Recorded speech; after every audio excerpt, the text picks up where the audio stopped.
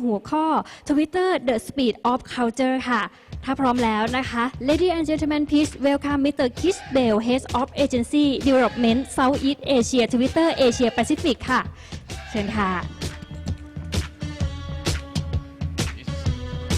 ค่ะ และอีกหนึ่งท่านนะคะ ขอเสียงปรบมือต้อนรับคุณเอมมี่สิทธิเสนีค่ะ Country Head Twitter Thailand MediaDonuts ค่ะ ขอเสียงปรบมือต้อนรับด้วยค่ะ โอเคค่ะ Over to you Mr. Chris and Miss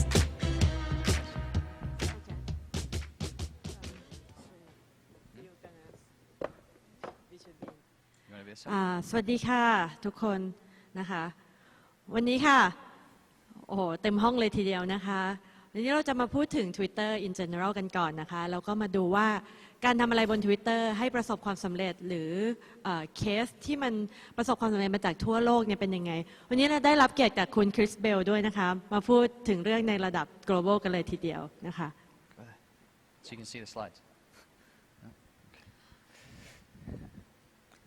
Twitter ค่ะเป็นสังคมที่คนเข้ามาเพื่อพูดถึงเรื่องราวต่างๆมากมายนะคะวันนี้เราก็เลยมาพูดถึง Speed of Culture นะคะก่อนอื่นให้ดูวิดีโอกันก่อน They're out there. The people opening eyes and turning heads. They're passionate. They're fiercely independent. Love is love is love is love. And while they might wish Dad happy birthday on one platform or sleep scroll through perfectly posed lives on another, they really come to life on Twitter. On Twitter, they're brave, they're bold, open, unfiltered, willing to put it out there for the whole world to engage. While others are content to say, look at me, on Twitter they're saying, look at this. Did you hear? This must change. Who's with me? People on Twitter drive what's happening. They're role breakers and trend starters. They make us think. And if you've got something to say, they're the ones ready to listen and the first to spread the word. So whether you're a global brand or a grassroots movement with something to say, this is the audience to connect with first. Because it all starts with them.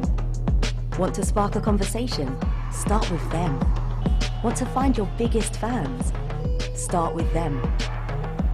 Want to kickstart real change? Launch the next big thing? Change the world? Start with them. The most valuable audiences, when they're the most receptive, are on Twitter.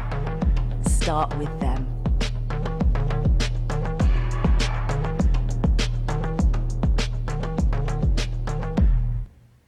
โอเคค่ะจะเห็นได้ว่านะคะ Twitter เนี่ยเป็นพื้นที่ที่คนทั่วโลกเข้ามาแสดงความคิดเห็นนะคะแล้วก็พูดคุยในเรื่องต่างๆมากมายนะคะจริงๆแล้วเราพูดว่าแพลตฟอร์มของเราเนี่ยไม่เชิงว่าเป็นโซเชียลเน็ตเวิร์กทั่วไปนะคะแต่มันคือที่ที่ทำให้ทุกคนเนี่ยค่ะแสดงออกทางด้าน conversation และความคิดเห็นและจุดยืนต่างๆนะคะมันคือที่ที่ผู้คนเข้ามาแล้วก็พูดคุยกันนะคะในปีที่ผ่านมาค่ะจริงๆ12เดือนนะคะเราวัด conversation ที่เกิดขึ้นบนแพลตฟอร์มของเราค่ะมีถึง 1,400 ล้านนะคะ conversation ในระบบ Twitter ในประเทศไทยนะคะซึ่งปีนี้ Twitter ในประเทศไทยเนี่ยคนเข้ามาพูดคุยกันมากขึ้นนะคะแล้วมันจะมากขึ้นเรื่อยๆเพราะว่าเขาเริ่มรู้นะคะว่ามันเป็นที่ที่เขาสามารถแสดงความคิดเห็นได้นะคะเมื่อก่อนนะคะเราจะบอกว่าTwitter เข้ามาเพื่อคุยว่ามันเกิดอะไรขึ้นตอนนี้ไฟไหม้น้ำท่วมแผ่นดินไหวนะคะแต่ระยะหลังทุกคนเริ่มเข้ามาในท็อปิกที่มากขึ้นนะคะเช่นแสดงจุดยืนด้านการเมืองนะคะตามดาราศิลปินเกาหลีที่ชื่นชอบหรือแม้แต่ช่วยคนนะคะช่วยรักโลกสิ่งแวดล้อมนะคะทุกๆคนเข้ามาดีเบตเรื่องเหล่านี้บน Twitter กันทั้งสิ้นนะคะดังนั้นค่ะบทสนทนาเหล่านี้มันได้สร้าง culture อะไรบางอย่างนะคะและมันแบ่งคนออกเป็นหลายกลุ่มในตามที่เขาสนใจนะคะไม่ว่าจะเป็นค่ะเราพบเห็นบทสนทนามากมายนะคะไม่ว่าจะเป็นคุณลิซ่านะคะ respect ลิซ่านะคะ conversation เกี่ยวกับคุณลิซ่าเนี่ย มีมากถึง 1.8 ล้านทวีตนะคะในช่วงไม่กี่เดือนที่ผ่านมาในเรื่องของ respect Lisa นะคะเป็นกรณีที่คุณลิซ่าถูกไซเบอร์บูลลี่นะคะหรือสังคม culture อะไรบางอย่างที่เป็นสังคมของคุณเป๊กผลิตโชคนะคะเหล่านุชเองในที่นี้อะไรก็ตามนะคะทวีตกันถึง 43 ล้านครั้งนะคะก็หลายอย่างนะคะไม่ว่าจะชื่นชมคุณเป๊กหรือช่วยกันลดโลกเลอะกับผลิตเองนะคะก็แสดงความดีกันเข้าไปนะคะนักเรียนก็เช่นกันในที่นี้มีนักเรียนมากไหมเอ่ยนะคะนักเรียนที่สอบ admission นะคะก็จะมีสังคม culture บางอย่างนะคะเข้ามาบน Twitter เพื่อพูดคุยกันผ่านแฮชแท็กเด็ก62นะคะเราพบเห็น conversation ที่เกี่ยวกับเด็ก62การสอบ admission นะคะ TCAS นะคะอะไรเหล่านี้นะคะถึงประมาณ 3,000 กว่าล้านทวีตเลยทีเดียวนะคะคิดดูนะคะว่า Twitter เนี่ยการพูดคุยเนี่ยมันทำให้เกิด culture อะไรหลายๆอย่างนะคะแล้วมันสร้างให้เกิดการกระทำบางอย่าง action บางอย่างนะคะอย่างเด็กก็ทำให้เกิด action การช่วยเหลือกันนะคะเตรียมตัวสอบหรือแม้แต่ hashtag respect ก็คือการ action ออกมาเพื่อแสดงความเคารพต่อบุคคลที่ถูกบูลลี่นะคะเดี๋ยวเอมมี่จะ hand over ให้คุณคริสเบลนะคะพูดถึงลำดับถัดไปในส่วนของ global นะคะ hand over to you Chris Okay, thank you. I should hand over the clicker as well. This is you. Okay, great.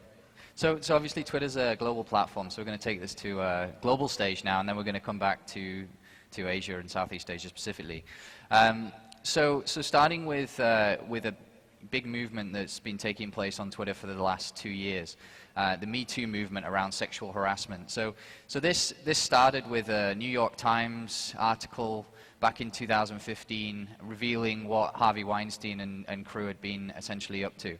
And about 10 days later, Eliza Milano, a famous actress in the US, tweeted this tweet.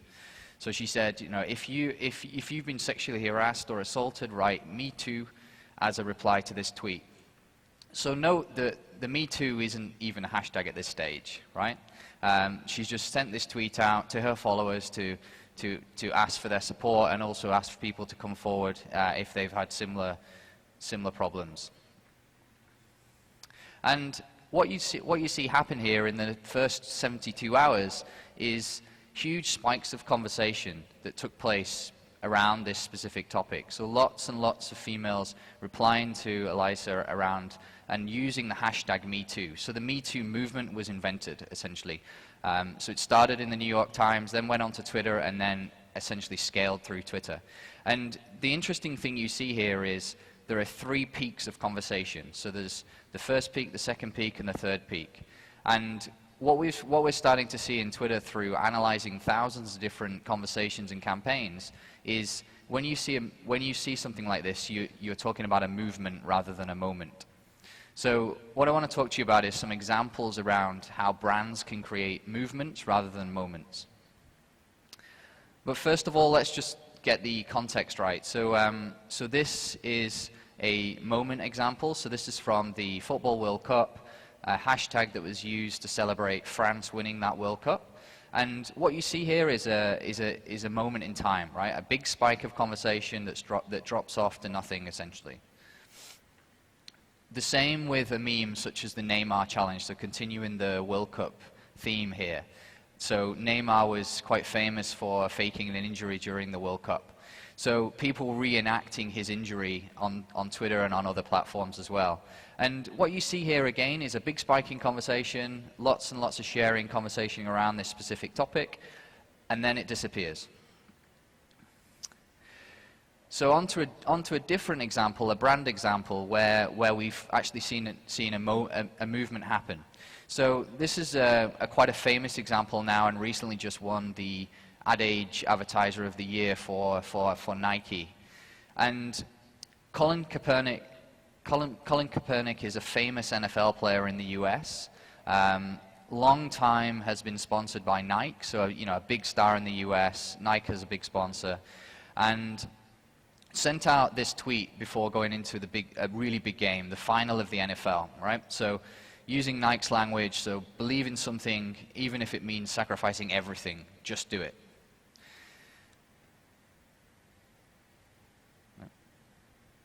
He then took the field. So he went onto the field for the final, and at the start of the games, they play the national anthem, and he quite infamously now took a knee, as they called it. So he essentially knelt down on his knee rather than standing up and singing the national anthem, and some of the other players followed him to do this. And he was campaigning for the brutality against police officers and police brutality in the US. And famous people such as Trump got involved at this stage to say, you know, why are Nike allowing this to happen? You know, Colin Kaepernick is sponsored by Nike. They should not allow this to happen. And a huge amount of conversation then started on Twitter, both positive and negative about this point. There were, on the positive side, people celebrating that they wear Nike clothing and trainers and attire. And then on the negative side, there were people posting and sharing videos of burning the products and never buying the products again. So this event in time created essentially lots and lots of conversations that Nike were essentially drawn into because of the sponsorship.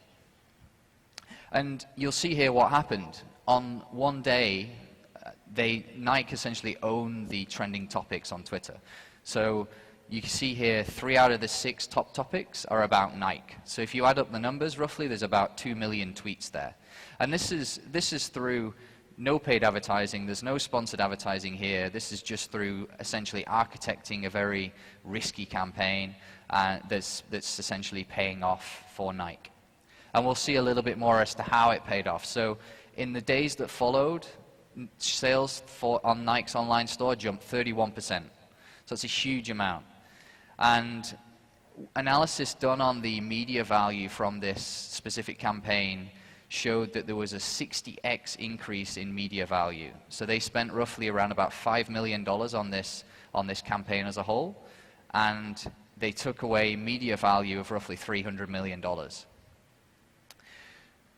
And when Nike released their earnings report, of course, they'd increased their market capitalization by $6 billion as well. So, you know, huge amount of money increase in their valuation through essentially looking at the way that conversation and the way that movements can be created on a platform like Twitter.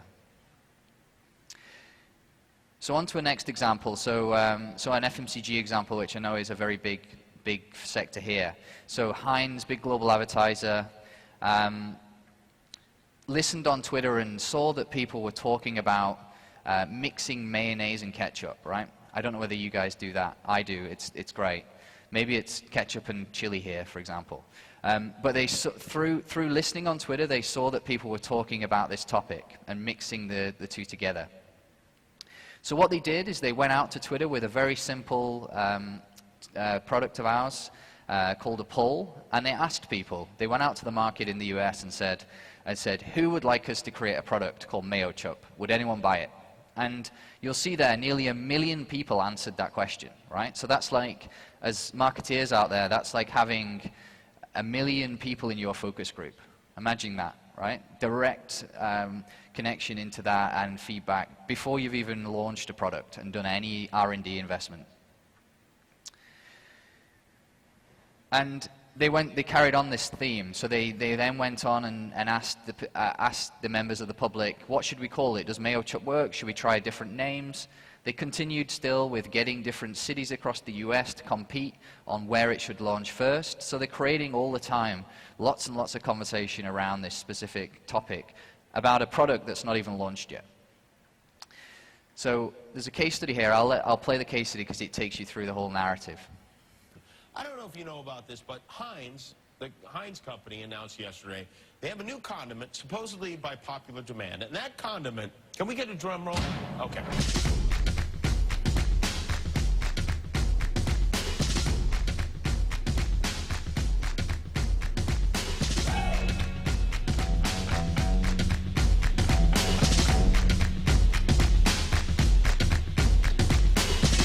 This week, Heinz announced that they're coming out with a new product that combines ketchup and mayonnaise. It's called Mayo Chup.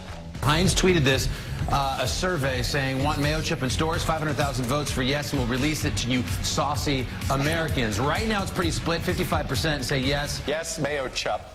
A single word that truly captures what our nation is all about. Mayo chop. Mayo chop. Mayo chop.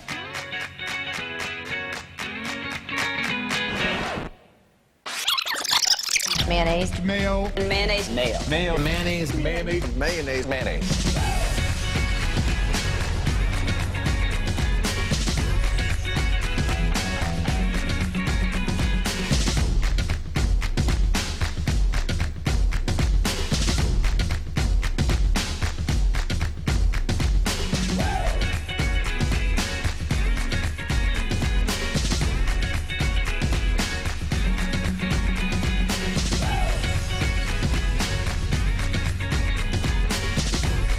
Now we have to decide what to use it on or with, or this is all too much.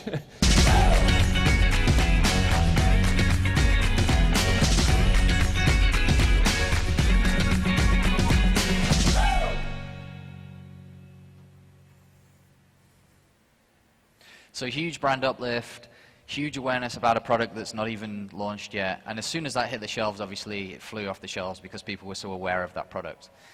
And when we look at the conversation surrounding this specific product launch, you again see these three peaks, right? So you could sort of surmise from this that even for a brand like Heinz launching a ketchup bottle, you can create a social movement on a platform like Twitter because people talk about these type of things as, you know, as the people on Twitter are very influential and trendsetters, these are the types of conversations that people will have on this platform.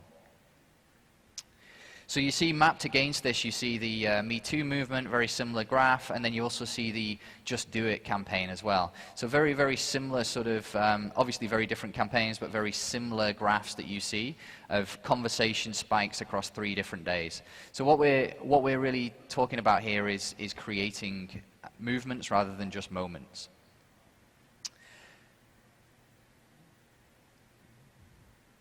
And I said that I'd bring this back to Southeast Asia as well at the end. So obviously they're both global campaigns. Both aren't complex or difficult to do, so it could be done here in Thailand specifically. And this example here from Close Up in the Philippines, so a Unilever brand, toothpaste brand, and they wanted to connect themselves with a movement that's happening around free love and gender equality. So they released some sponsored advertising, as you can see there on the right, and showed their support for this specific movement by using the hashtag. And what's amazing that happened here is a movement started around this specific campaign with Close Up at the center of it. So you can see here a similar graph over the first 3 days of the campaign. So a big spike, which is media advertising driven, but then the second 2 are organic driven through conversation. And we had consumers such as this one here retweeting the brand's tweet. So, you know, so think about that, right? Someone retweeting your brand's tweet. And you see some of the numbers here. This person probably has something like 100 followers. There's nearly 4,000 likes and 2,300 retweets of this specific tweet because of what I assume he or she said, and also the affiliation with this specific movement. So again, the campaigns don't need to be, you know, huge, like for example the Nike Just Do It campaign. They can also start small by just listening to what your consumers are talking about and tapping into those different trends that are happening. And just some of the data around this, the positive sentiment that we saw doubled in Close Up Philippines in the campaign period. So you see a doubling of positive sentiment behind the brand through this campaign. So 4 really, really different examples of movements, 3 different campaigns, and I think, you know, some of the key takeaways here are to, as marketeers and planners, to be out there listening to what your consumers are talking about, looking at how you can affiliate yourselves with conversations that are happening, or even create new conversations that are happening and move them into a movement territory through using the right advertising mediums and the right creative ideas. So the next time you're sending out a brief or you get a brief through from your clients, then, you know, think about the creativity at the speed of culture. So, you know, Twitter really is running at the speed of culture. It's where the influential people are, it's where the powerful audience is, and as you can see from the examples I've shared, there's lots of opportunity to create huge amounts of exposure on there. Okay, thank you.